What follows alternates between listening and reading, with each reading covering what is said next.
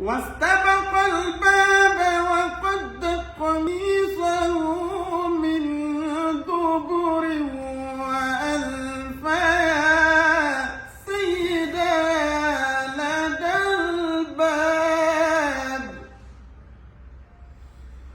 قالت ما جزاء من أراد بأهلك سوءا إلا أن يسجن أو عذاب أليم.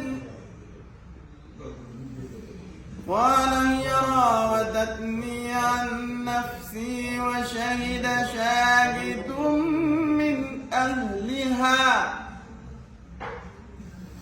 إن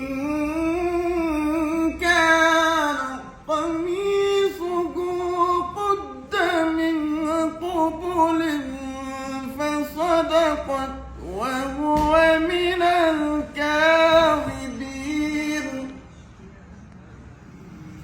وإن كان قميصه قد من دبر فكذبت وهو من الصادقين.